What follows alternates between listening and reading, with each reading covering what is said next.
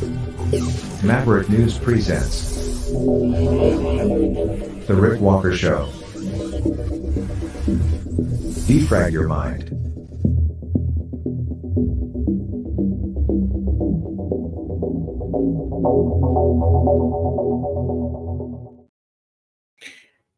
Good evening, Maverick family. I'm Rick Walker. Welcome back to the Maverick News Channel. Welcome, everyone. Welcome, new viewers. Thank you for joining us here on the Maverick News Channel, wherever you may be watching from around the world. A woman has been sentenced to 22 years in jail for sending a letter laced with poison to Donald Trump.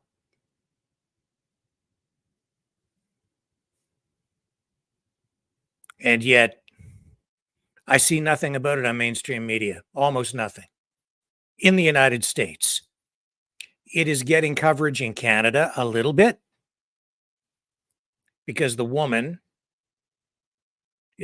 has partial Canadian citizenship. Well, she's a Canadian citizen, but dual citizenship. 22 years for trying to kill the President of the United States, and barely a peep from the mainstream legacy media in the US of A. It's not just what they tell you, it's what they don't tell you.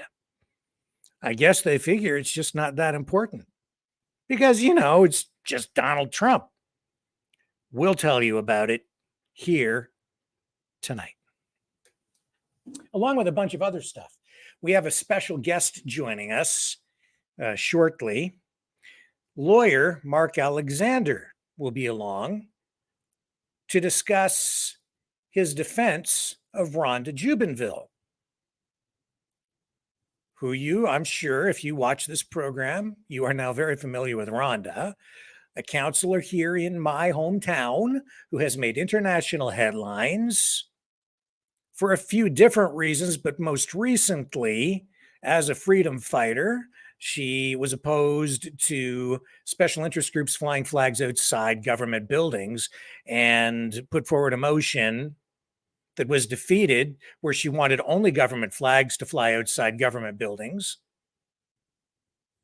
It turned into this whole LGBTQS plus pride flag issue, but she was really trying to just have government flags flown outside government buildings. Anyway, we'll give you the details on that from the lawyer's perspective. We'll find out what Rhonda's legal options might be now that she is being reprimanded by her colleagues on the local council who have docked her 3 months' pay. She has to work for the next 3 months with no pay. There's a lot to talk about there, and we will get into other freedom-oriented issues with her lawyer, Mark Alexander, as well, because he has also defended and continues to represent, I believe, some doctors who have run up against the College of Physicians and Surgeons because of their views on certain freedom-oriented things that I'm sure you are familiar with, but because we are on certain platforms, we can only say certain things right now. When we get into that portion of the program, we will be leaving YouTube and Facebook. I will post the Rumble link in the description. Well, it already is in the description, but I'll post it in the chat so that anyone watching on the censorship platforms will be able to click on that, put it into your URL bar, and head on over to Rumble at the appropriate time. Other stories tonight: wildfires still burning up in the Northwest Territories, threatening the community of Yellowknife. We'll get you some information on that. And the situation in Maui, it continues to evolve. And Ron DeSantis, man, is he a target right now or what? Trump has done a number on him because Trump saw him as his main threat. And he has been doing everything he can to neutralize DeSantis. The other GOP rivals have really benefited from that. And tonight we'll show you how and why. And then, if we have time, I'm going to show you what Pierre Poilievre is doing to Justin Trudeau. It ain't pretty. Very effective. Justin Trudeau.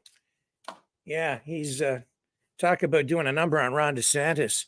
Pierre Poilievre did a number on what I would say was he did a number on a reporter yesterday that was just epic. We ran it on the show. I didn't comment on it because we had so much other stuff going on. But holy Toledo, did Pierre Poilievre score points yesterday with a response to a question from a reporter who, in my view, was really just there trying to do a political hit job.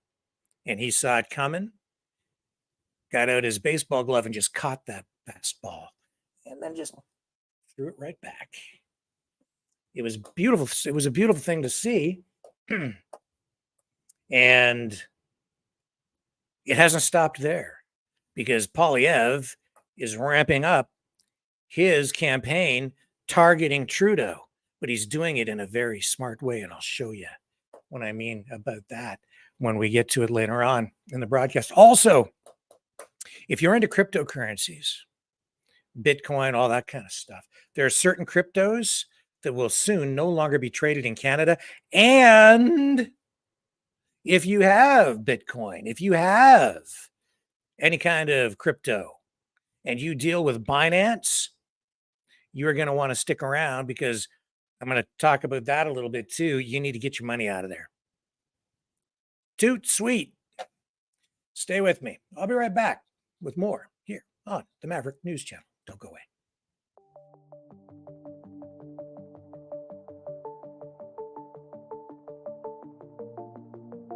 Greetings, brave Mavericks.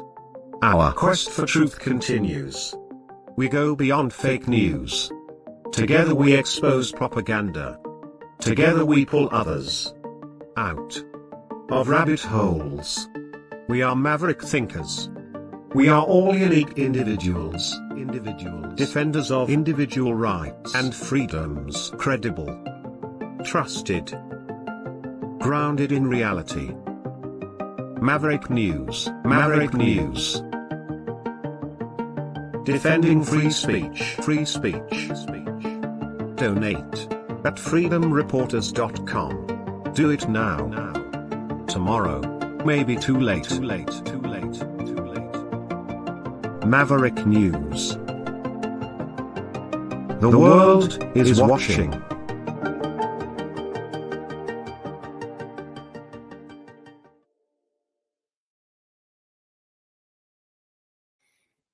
Okay, so this woman tried to send Donald Trump a letter laced with ricin. Her name is Pascal Ferrier. Ferrier. She's 56 years old.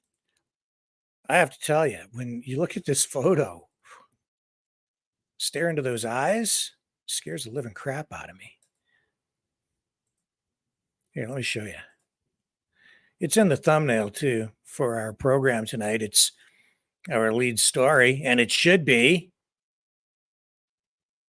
except on the one channel where we're featuring the feature interview that we have coming up with Mark Alexander, the lawyer. But on many of the channels, we're featuring this story because it is, I think, it is the lead story. But look at the eyes. Maybe it's just the photo, but there's something cold about what I'm seeing there. So this person has been sentenced to 22 years in prison because she'd sent a poison-laced letter to Donald Trump when he was president. So there was a plea deal back in January But DC District Court Judge Dabney Friedrich didn't sign off on it until today. So Ferrier is French-born and pled guilty to a total of 9 biological weapons charges, each one of which could have produced a maximum sentence of life in prison. But the plea deal was struck and she got 22 years, which is kind of the equivalent of a life sentence in Canada. But anyway, this is a U.S. case. She was arrested at the Canada-U.S. border back in September of 2020 and was charged with sending Trump that threatening letter, which was laced with the homemade poison ricin. It was intercepted. That letter was intercepted 2 months before the presidential election. And she described Trump in the letter as an ugly tyrant clown and urged him to give up. So out of the 9 charges, 8 of them are tied to an indictment in Texas, where Ferrier was accused of sending letters that were very similar to that to police and prison officials there. And that had something to do with an incident in a parking lot or something where she refused to leave. And then she responded to that. And she told the judge, I guess, during the proceedings, that she doesn't view herself as a terrorist. She views herself as a political activist. The judge kind of disagreed. Oh. And so now she's going to the slammer for 22 years, which, might serve as a lesson for many people. If you're not happy with the political situation, you might be better off voting instead of doing stuff like that. Else you might end up behind the bars like she did, has found herself. She's in the slammer.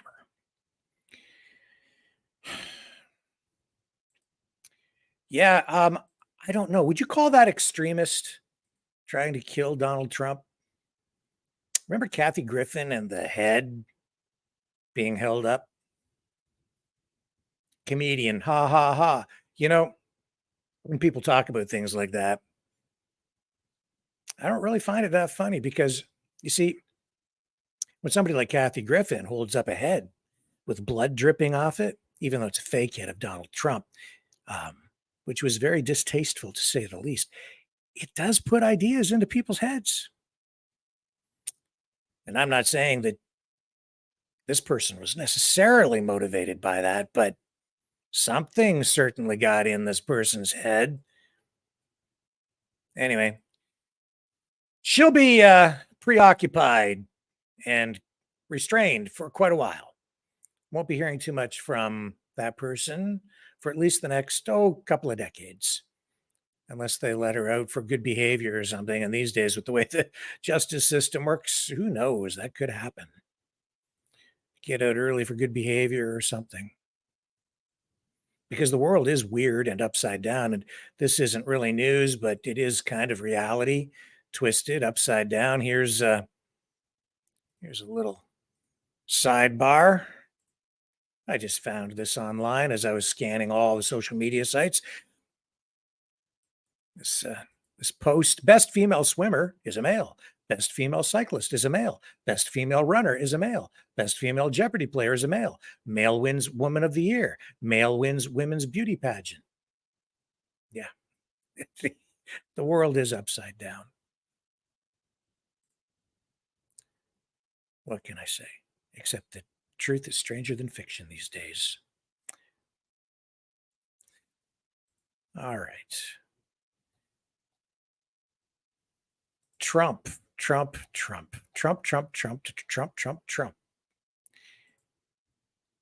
Grand jurors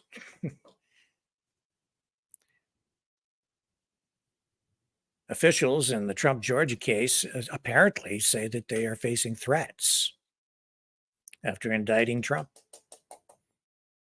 So I guess it goes back the other way too, man. Like, so now you had this woman trying to kill Trump by sending him a letter with ricin in it, and then people on the other side are calling up these jurors who voted to indict former President Donald Trump, and they say they're receiving threats.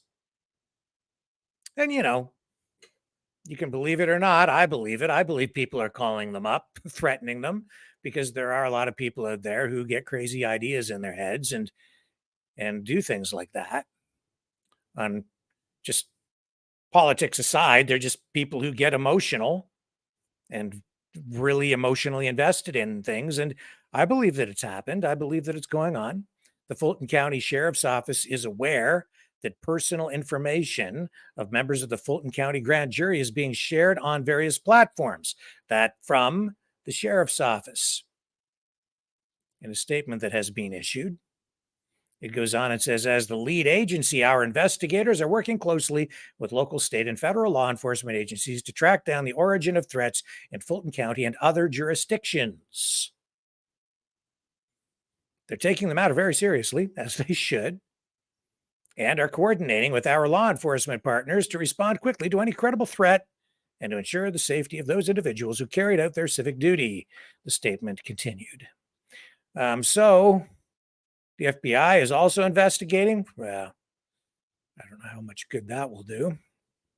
The FBI Atlanta is aware of the threats of violence against Fulton County officials. So all that's going on while Trump is posting on Truth Social and prepping for his news conference on Monday, where he says he's going to lay out his whole case on the election, and his legal team is advising him to cancel that.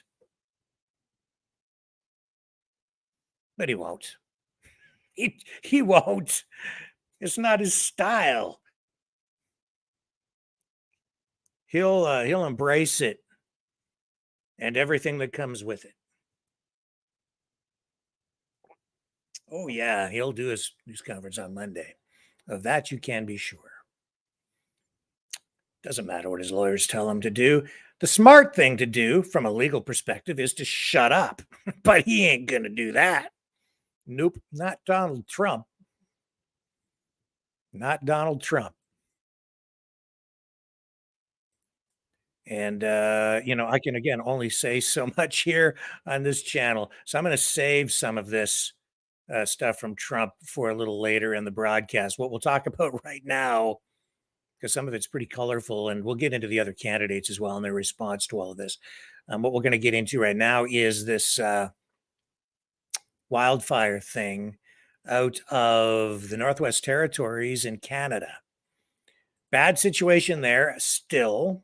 Just going to bring my notes up here, but I know that we are looking at over 200 fires burning across the Northwest Territories right now, and the community of Yellowknife is in danger. So 20,000 people living in the community of Yellowknife are being or have been evacuated. The evacuations are underway. A landmass 4 times the size of Prince Edward Island has now burned in the Northwest Territories. The result? Hazy skies, a lot of smoke. Word is that that smoke is likely to spread east into other parts of Canada by this weekend, so over the next couple of days.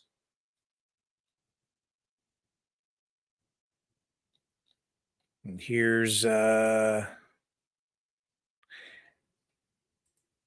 bit of an update from a news conference, online news conference, and public information session involving first responders, firefighters, public officials of all kinds from that area, talking about the situation in Yellowknife. Let me bring this up for you. And here we go. safe. Moving on to Yellowknife, I want to be clear about the wildfire situation for folks as they make the difficult decision to leave their homes. There is a possibility that this fire reaches Yellowknife without any rain by the weekend, the outskirts of Yellowknife. And by Friday, there is a possibility that without rain, that fire could reach the Ingram Trail. This is a very serious situation, and our teams are coping with a lot out there. I did want to share some good news from today. We've heard a lot about visibility challenging firefighting efforts out on the Yellowknife fire, out here, the Yellowknife and Beshacombe fire, and the Ingram Trail fire, and the Detta fire, all of them that are encircling this area. But today, we were able to get out and fly. We had 7 air tankers hitting targets on the east of the fire, ZF-15, the Beshacombe Yellowknife fire, and we had crews out there, and they were able to get some good suppression work done. We do expect the fire will have progressed slightly further to the east by the end of the peak burning day tonight. However, we think that the suppression work has done its job in slowing the growth towards the city. Now, I do want to look forward a little bit because as folks are leaving their homes and heading to a place where they're going to be watching their community and a wildfire nearby anxiously, I want to talk a little bit about the plans that we have in place to help protect Yellowknife, Dilo, and Detta and the area. So I'm gonna share an image here. Of what the plan looks like in the Yellowknife area. So in conjunction with the city of Yellowknife, we are setting up an extensive line of sprinklers and high volume water systems surrounding the city. These systems are intended to discourage ignition and to protect structures if wildfire does encroach. The area in yellow is a control line where we'll have crews on the ground cutting kilometers and kilometers of line with fire retardant laid down to provide important base for operations and for us to use all the tactics at our disposal to keep this community safe. Now, some of the tactics we're considering work to head off the fire with fire towards the east, or towards the west. I apologize. This is one tactic we can use, but I want to assure residents that we'll be using every tool at our disposal. We'll be looking to direct attack that fire as is possible. We're going to be looking to slow it down, and we're going to be continuing to do good work on the ground to slow the spread towards Yellowknife.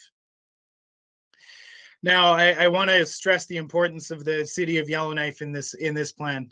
The city of Yellowknife has been working shoulder to shoulder with our team as we work to protect this community as we face down this unprecedented wildfire crisis here. Now, I did want to give a little bit of context on how we got here. Some may be asking, why are we doing operations so close to the city at this point? The reality is we've been fighting this fire for well over a month. And this fire has burned deep, it has burned hot, and it has found ways through multiple different sets of established lines that we have established since it began near Maui Lake. This is a sign of the season that we're facing and the extraordinary conditions. It's a sign of the built-up fuel in the environment, where we've seen build-up index levels reaching nearly 200 in some areas of this fire, and well over 150 in others. Now, for context, 90 is considered extreme in that instance. And this is one of the things, this along with the fact that the weather has not cooperated for us, has been what's made it so difficult to manage this fire. And in closing, as folks prepare to leave their homes and watch from afar, I just want to reiterate our commitment to you and the things that you care about in Yellowknife, Dilo, Detta, and the Ingram Trail. I did want to touch on the Ingram Trail and Detta as well. The news today is about primarily about Yellowknife. However, work is being done to protect structures in the Ingram Trail area, and as the fire has continued to grow eastward, away from Detta over the past few days, We've been doing good work out on the landscape to protect cabins, lodges, and the like out there. And we're going to be continuing to prepare for additional operations in the future on each of those fires, laying retardant line to give us a base of operations, and head off those fires however we can. Thank you, and thank you for joining us. And my thoughts are with everybody who's leaving the city today.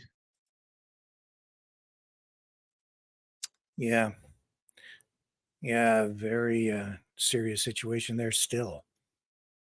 In the Northwest Territories, it has been an unprecedented season for wildfires. And apparently, Justin Trudeau finally, saying he's going to take a trip up there and take a look around. Okay. Maui,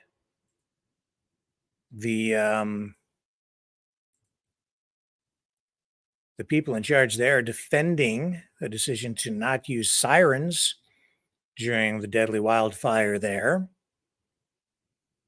A Maui official defending that decision, saying that not activating the sirens during the emergency response is something that he is not sorry about. Now, what's the reason for that? They are saying that even though the sirens are listed as one of the tools that can be used in the event of a wildfire, they have not been used in the past and were not used in this case because they were afraid, or they were worried that if they did use them, the signal would have led people straight into the fire, because they generally head for certain other areas, because the sirens are also used for things like tsunamis.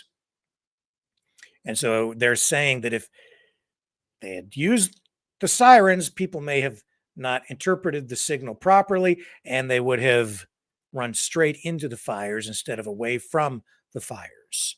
So instead of the sirens, they were using or relying on wireless emergency alert systems, like the emergency alert system itself, and radio and stuff like that. So that's what they're saying. That being said, you have at least 111 people dead.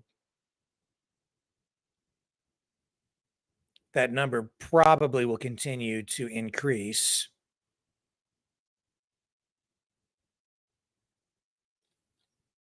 And people are looking for someone to blame. We've seen videos over the last couple of days of residents confronting the police chief. I wouldn't want to be the fire chief in Lahaina. People are looking for someone or some people to blame. They're trying to make sense of this tragedy. And it's pretty clear that something went horribly wrong. No doubt there will be a full review of all of this stuff. And over time, hopefully, we will get to the bottom of what caused it and what went wrong during the emergency response in such a gross way that we wound up with over 100 people dead, 111 so far. And as I say, likely to be more. I don't know. I just don't understand how an emergency system that is prepared so far in advance, that is supposed to be there, and they've got all these communities, every government agency has plans in place to deal with situations like this. And I mean, even if you look at the pandemic, it's like these plans have just been ignored, thrown in the garbage or whatever. I don't know. It's easy for me to sit here, though, and just be critical. So I'm going to be careful to try not to do too much of that, because I've seen a lot of other people online heaping blame on people. And I think we need to be a little bit careful because at least I do. I have never been to Hawaii. I don't know what the weather is like there. Really, I haven't experienced it. I've been to tropical places like Jamaica, so I have sort of an inkling, but I don't know the communities there. And I can't even really get a bead on the scale of this tragedy because video is in itself misleading. Still pictures are misleading. The media images focus on, just areas, right? So I can't tell how big the area is or how small I don't know. And even the maps don't give me a true sense of the size of this thing. The statistics do, the numbers themselves, but visually and in my head, I'm having a hard time really kind of quantifying it. I need more time to process it, I guess. And as always, I'm just always very skeptical of everything I'm seeing in the media. So that's kind of where I'm at with that stuff. There was this fellow who, I think this guy kind of sums up the way a lot of people are feeling tonight. This is a senior from Lahaina who is fed up with the government response. Here we So go. let us get back to our island. We can survive. If the United States government don't like help us, maybe Japan going, they love Hawaii. Maybe one other country, but if they can freaking take care of Ukraine, yeah, $40 billion go to Ukraine. Fucking shit ain't coming to us. What the fuck? My tax-paying money for 60 fucking years don't mean shit. But they're gonna take care of Ukraine, 40 fucking billion. But nobody's still here to take care of us. We're suffering. All this shit we gotta do on our own. Now they come. Oh no, we like political. Oh, FEMA coming, Red Cross coming. None of these caravans can come in. Oh, political. When I hear you guys talk, I like mention some names. I don't more love for you guys. You guys full of shit. You guys reading something off on paper. I never feel sincerity or emotion. But my sister died. The first picture they saw of somebody dead was rough. Oh, Yeah. Yeah, I can't get a sense of how big it really is. I just don't know. Because some of those pictures just sort of the video is focused on sort of a street, or an area, but I know that it affects a much broader expanse. That whole town basically, if I'm reading things properly and seeing things the way I think I'm seeing them, essentially the whole town is gone. Whereas that accurate? I don't know. I'm going to continue to take a look at it over time to try to get a better sense of how big this thing was. The worst part is the people who have died. Unacceptable, really. Obviously, somebody really screwed up. Let's take a quick break. When we come back, I'm going to give you some info on cryptocurrency and a little perspective that may give us an indication of where all of that is going as we head into a new digital age for money.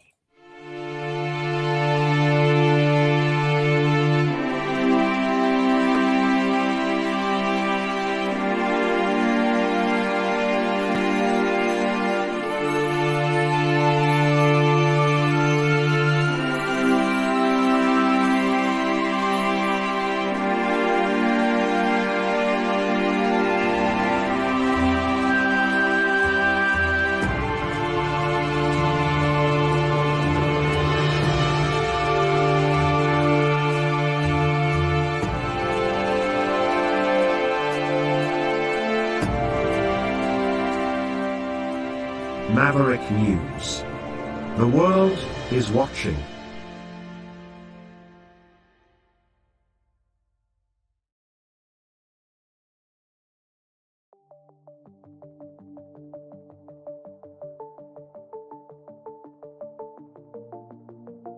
Greetings, brave Mavericks. Our quest for truth continues. We go beyond fake news. Together we expose propaganda. Together we pull others out of rabbit holes. We are maverick thinkers. We are all unique individuals, defenders of individual rights and freedoms, credible, trusted, grounded in reality. Maverick News, Maverick News. Defending free speech, free speech. Donate at freedomreporters.com. Do it now. Tomorrow may be too late. Maverick News. The world is watching.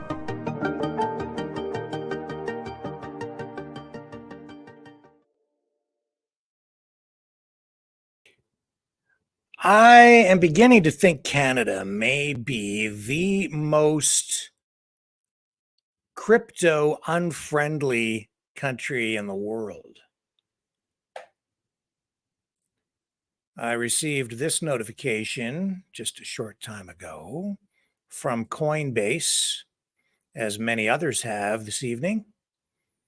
Important update regarding RAI. Says DAI and USDT in Canada. Says we regularly monitor the assets in our exchange to ensure they meet our listing standards. Based on our most recent reviews, Coinbase will suspend trading in Canada for RAI, Reflex Index, DAI, and Tether, which is USDT, at the end of this month, August 31st, at 12 p.m. Eastern Time.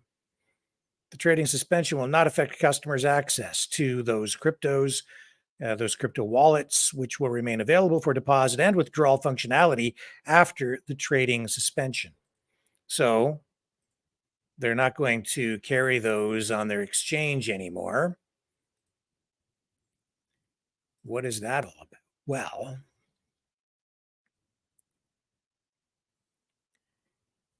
in an August 17th email notice to users, which is today, this statement was released saying just what I wrote to you, which is what I read to you.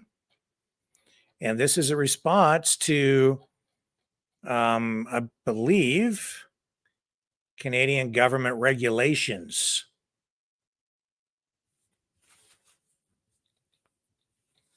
So,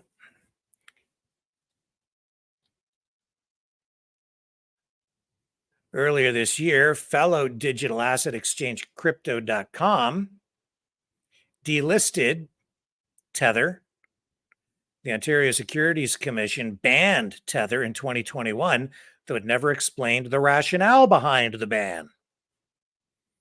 I can tell you, too, that the Ontario Securities Commission, which affects just the province of Ontario, also basically took steps to get rid of Binance. And that goes back now at least a couple of years. And Binance is one of the largest crypto exchanges in the world. And I'll have more to say about that in a moment. So on February 22nd, the Canadian Securities Administrators, or CSA, published a notice requiring registered crypto exchanges or those pending registration to sign legally binding undertakings with the regulatory body. Among other items, the undertaking requires let me just see this statement here.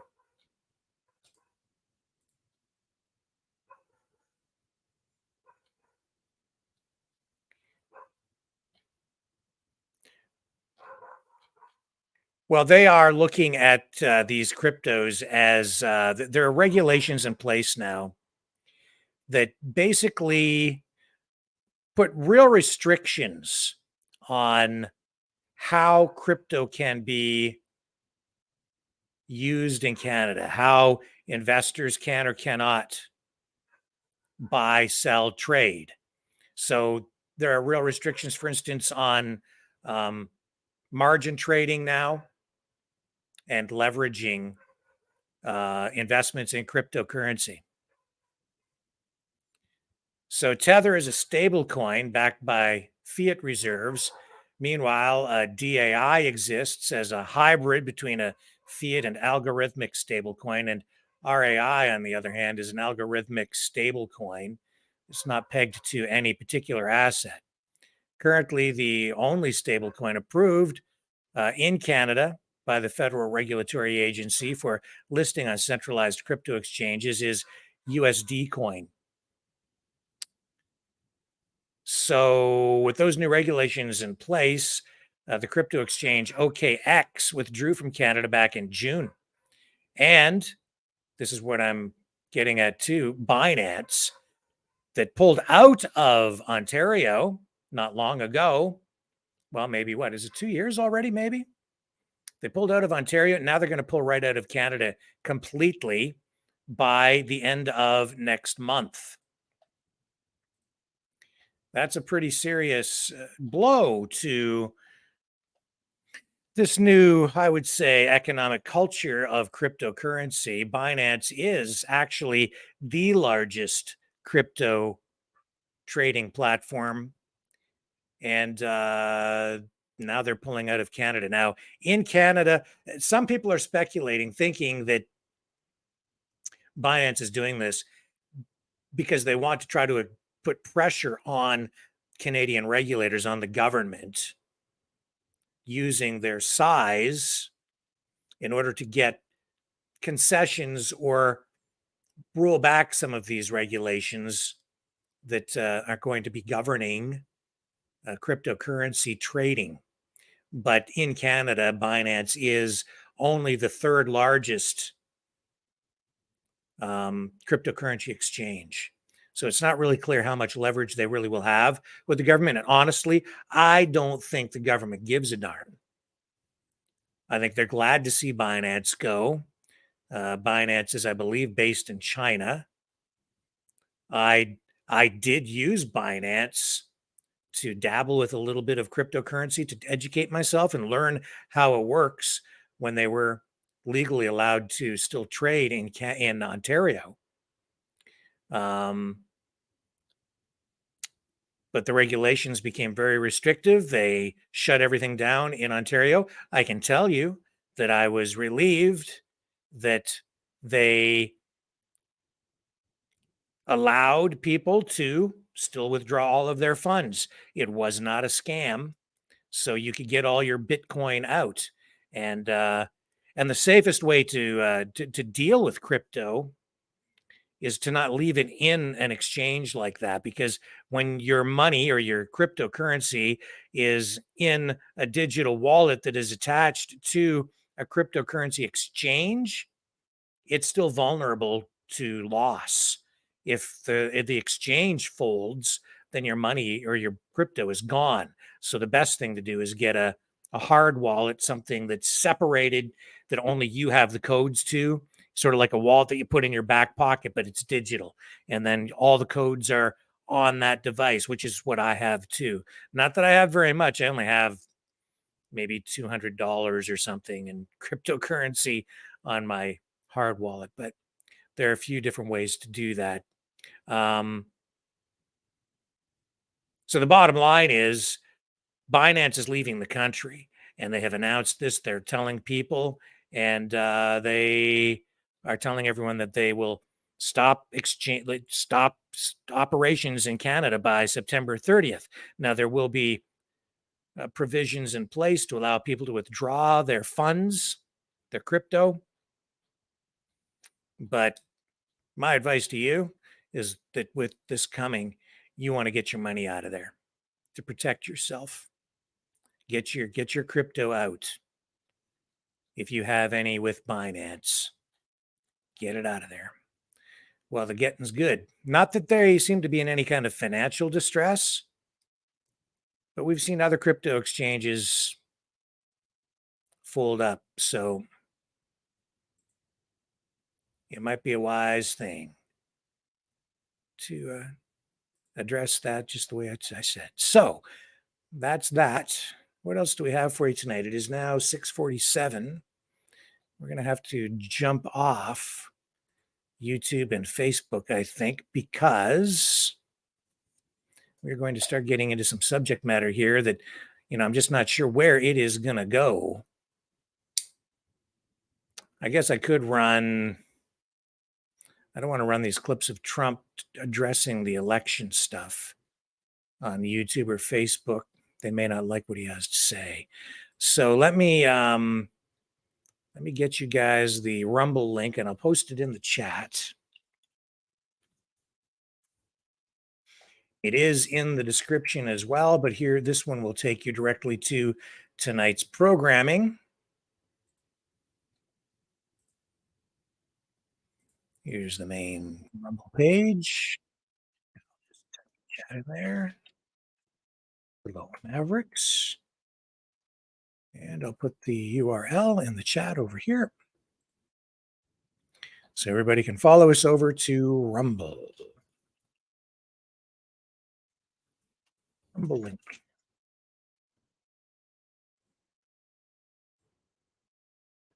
There it is. Coming your way, and it's away. There you go, guys.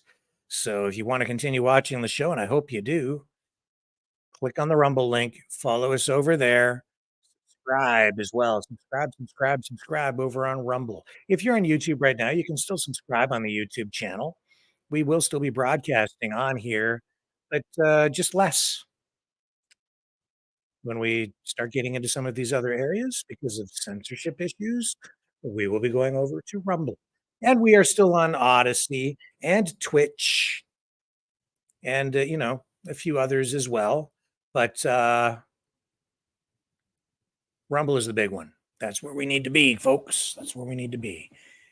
And we will always have our website as well. So that's an option. But Rumble is the place. So there's the link. I'll post it one more time. Going to take a break, give people a moment to migrate over there. And then we'll pick up the broadcast on the other side. Stay with me.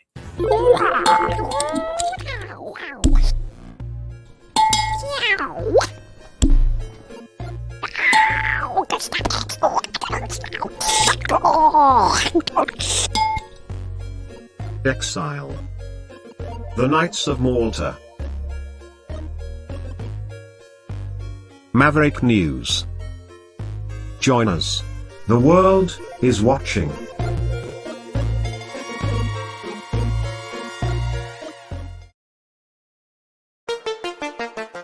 The New World Order. Government overreach. The Great Reset. Mainstream media lies. Now more than ever, independent voices are needed. Donate now, at freedomreporters.com. That's freedomreporters.com. Maverick News. The antivirus program. For your mind.